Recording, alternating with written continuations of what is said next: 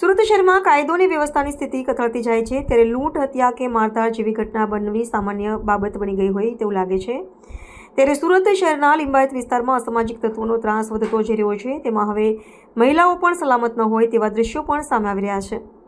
ત્યારે એક પરિવારમાં 4 યુવતીઓ સાથે છેડતી અને ધાકધમકી આપી પથ્થરમારો કરીને હંગામો મચાવનાર દાનિશ, અંજુ, આરાસ, અંજીમ, અલ્તાફ, તૌસીફ, સમીર સહિતના લોકો દ્વારા ત્રાસ ગુજારવામાં આવતો હોવાનું મીડિયા સમક્ષ જણાવ્યું હતું અને પોલીસ કમિશનરને લેખિતમાં રજૂઆત કરી આવા સામાજિક તત્વો અને ટપોરીઓ વિરુદ્ધ કડક હાથે કાર્યવાહી કરવાની માંગ કરી છે। ત્યારે જોવું રહ્યું કે પોલીસ આવા સામાજિક તત્વો વિરુદ્ધ કેવા પ્રકારના પગલાં લે છે, કારણ કે જે ફરિયાદી છે તેમના ઘરે 4 દીકરીઓ છે અને તેની છેડતી અને ધમકી આપનારા સામે કેવા પગલાં ભરે છે।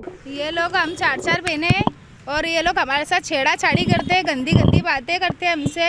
हम अगर पुलिस स्टेशन गए तो हमारी वहाँ पे सुनवाई कोई लेता नहीं।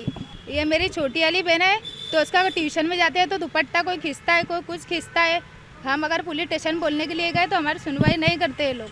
ये हमारे सामने वाले लोग हैं।